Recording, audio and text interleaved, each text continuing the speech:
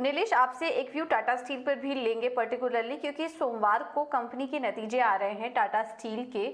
और टाटा स्टील आज देखेंगे तो यहाँ पर भी करीब 3% की गिरावट इस वक्त देखने को मिल रही है। नतीजों के पहले देखिए अपने दिन के निचले स्तर पर स्टॉक इस वक्त कारोबार कर रहा है।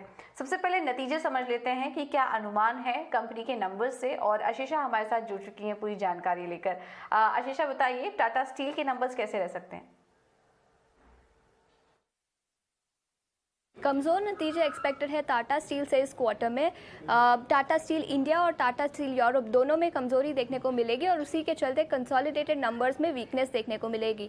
याद रखें, स्टील प्राइसेस डिक्लाइनिंग ट्रेंड पर थे, रॉ मटेरियल कॉस्ट में एक तेज़ी देखने को मिली और इसी के चलते बॉटम लाइन पर एक इम्पैक्ट देखने को मिलेगा। रेवेन्यूज़ की बात करें तो अराउंड 10% का ड्रॉप देखने को मिलेगा क्वार्टर ऑन क्वार्टर बेसिस पर, और एक बड़ा इम्पैक्ट देखने को मिलेगा बॉटम लाइन पर। मार्जिन इस क्वार्टर में 13% पर एक्सपेक्टेड है वर्सेस 22% मार्जिन्स जो कंपनी ने प्रीवियस क्वार्टर में रिपोर्ट किए थे। याद रखें, same time last year company ने 27% के मार्जिन्स रिपोर्ट किए थे। प्रॉफिट आफ्टर टैक्स में भी नियरली 63 से 64% का ड्रॉप एक्सपेक्टेड है क्वार्टर ऑन क्वार्टर बेसिस पर। स्टील प्राइसेस में डिक्लाइन के चलते वीकनेस एक्सपेक्टेड है नतीजों में। वॉल्यूम्स की बात करें तो इंडिया वॉल्यूम्स में एक रिकवरी देखने को मिली second half of the quarter में, और उसी के चलते वॉल्यूम्स में नियरली 18% का क्वार्टर ऑन क्वार्टर बेसिस पर ग्रोथ देखने को मिला।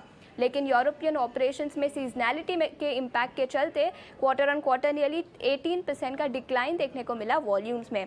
रियलाइजेशंस और स्प्रेड्स की बात करें तो रियलाइजेशंस 15 से 17% तक ड्रॉप हो सकते हैं क्वार्टर ऑन क्वार्टर बेसिस पर, और एबिटा पर टन में भी नियरली 50% का ड्रॉप देखने को मिल सकता है क्वार्टर ऑन क्वार्टर बेसिस पर। याद रखें, रॉ मटेरियल जो कोकिंग कोल और आयरन और प्राइसेस कम हुए हैं उसका भी इम्पैक्ट देखने को मिलेगा, लेकिन इम्पैक्ट इस क्वार्टर में पार्टली देखने को मिलेगा और majority impact raw material price decline का अगले 2 क्वार्टर्स में देखने को मिल सकता है।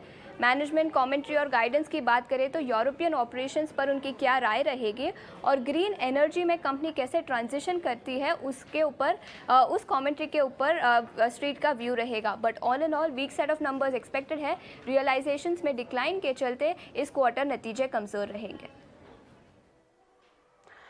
ओके, बहुत बहुत शुक्रिया आशीषा आपका ये सारी जानकारी देने के लिए। तो टाटा स्टील के नंबर्स कमज़ोर रह सकते हैं, यूरोप कारोबार में भी थोड़ा प्रेशर देखने को मिल सकता है, ये सब आशीषा भी आपको डिटेल्स में बता रही थी। इस वजह से हम देख रहे हैं कि स्टॉक में आज दबाव भी है। इस पर आगे हम चर्चा करेंगे टाटा स्टील पर, लेकिन एक स्टील पर भी आपकी राय दीजिए। नतीजे आने वाले हैं, हम मेटल स्टॉक्स पर थोड़ी देर पहले डिस्कस भी कर रहे थे। टाटा स्टील पर क्या कोई ट्रेड दिख रहा है आपको नतीजों के पहले, या फिर नतीजों के बाद कोई व्यू रखें? हाँ, देखिए, जहाँ तक मैं कमेंट्री सुन रहा था, नतीजे थोड़े से वीक साइड में नंबर्स यहाँ पे आने की उम्मीद है और बिल्कुल उसी प्रकार का हूबहू स्ट्रक्चर हमें टेक्निकल फ्रंट पे भी देखने को मिल रहा है। लगातार यहाँ पे एक कंसोलिडेशन हमें स्लाइटली विद नेगेटिव बायस देखने को मिल रहा है। अपने 50 डे मूविंग एवरेज, उसके साथ ही 200 डे मूविंग एवरेज, ये दोनों ही रेजिस्टेंसेस 105 लेवल पर है। तो 105 लेवल जब तक ब्रीच नहीं होते तब तक यहाँ पे कोई फ्रेश खरीदारी नहीं करने की सलाह होगी।